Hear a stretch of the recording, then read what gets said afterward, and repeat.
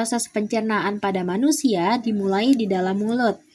Nah, mulut tempat terjadinya pencernaan secara mekanis dan juga kimiawi. Mulut berfungsi untuk mengunyah makanan menjadi lebih halus agar lebih mudah dicerna. Di dalam mulut terjadi pencernaan secara mekanis oleh gigi dan secara kimiawi oleh enzim amilase.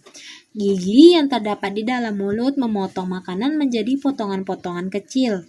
Kemudian potongan kecil makanan lalu dibasahi oleh air liur sebelum lidah dan otot-otot lain mendorong makanan ke dalam faring dan melanjutkannya ke dalam kerongkongan atau esofagus. Kemudian kelenjar ludah yang terletak di bawah lidah dan di dekat rahang bawah menghasilkan air liur di dalam mulut. Air liur berperan penting untuk memecah makanan, melembabkannya dan juga membuat makanan lebih mudah untuk ditelan. Air liur juga memecah karbohidrat dengan salah satu enzim pencernaan terpenting bagi manusia, yaitu enzim amilase. Nah, kemudian dari mulut menuju ke kerongkongan atau esofagus. Kerongkongan atau esofagus adalah saluran yang menghubungkan antara mulut dan juga lambung. Nah, saluran ini merupakan jalan bagi makanan yang telah dikunyah dari mulut menuju proses pencernaan selanjutnya, yaitu lambung. Kemudian, lambung. Nah, lambung adalah organ berbentuk J yang berukuran sekitar 2 kepalan tangan. Nah, lambung terletak di antara esofagus dan juga usus halus perut bagian atas. Nah, lambung memiliki 3 fungsi utama, yaitu menyimpan makanan dan cairan yang tertelan, kemudian mencampur makanan dan cairan pencernaan yang diproduksinya, serta perlahan-lahan mengosongkan dirinya ke dalam usus kecil. Nah, kemudian hati, pankreas, dan juga empedu. Hati adalah organ pelengkap dalam sistem pencernaan karena akan membentuk cairan empedu yang diperlukan dalam proses pencernaan lemak. Empedu tersebut lalu akan ditampung di kantong empedu sebelum digunakan di usus halus. Nah, kemudian kantong empedu. Nah, kantong empedu ini berfungsi untuk menyalurkan empedu ke usus halus. Dan kemudian pankreas. Pankreas berfungsi untuk memproduksi enzim pencernaan guna mencerna karbohidrat, protein, lemak di usus halus. Selain itu, pankreas juga menghasilkan senyawa bikarbonat yang akan menetralkan makanan dari lambung yang sifatnya asam sehingga tidak melukai dinding usus halus. Kemudian dari lambung menuju ke usus halus.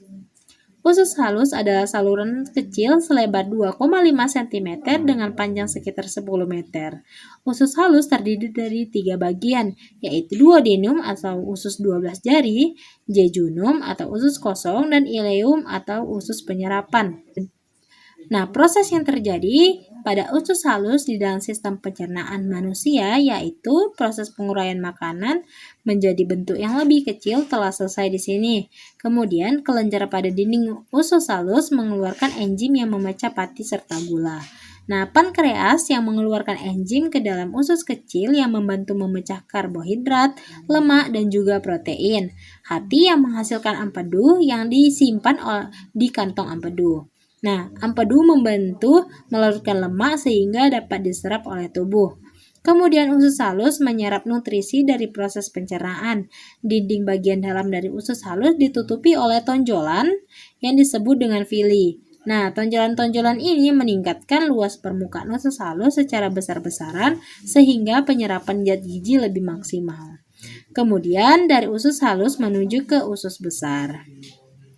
Usus besar ini membentuk huruf U terbalik di sekitar usus halus yang berlipat-lipat. Nah, saluran ini dimulai dari sisi kanan bawah tubuh dan berakhir di sisi kiri bawah tubuh.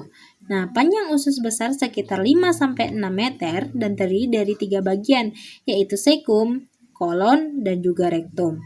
Nah, sekum ini adalah kantung pada bagian awal usus besar. Area ini menyalurkan hasil pencernaan makanan yang telah diserap dari usus halus menuju ke usus besar.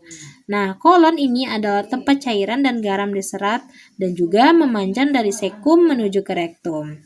Fungsi utama usus besar yaitu membuang air dan mineral elektrolit dari ampas makanan yang tidak tercerna, lalu membentuk limbah padat yang dapat dikeluarkan. Nah, bakteri dari usus besar membantu memecah bahan yang tidak tercerna tersebut. Nah, kemudian yang terakhir ada rektum dan anus. Sisa usus besar yang telah menjadi feses kemudian disalurkan ke arah rektum.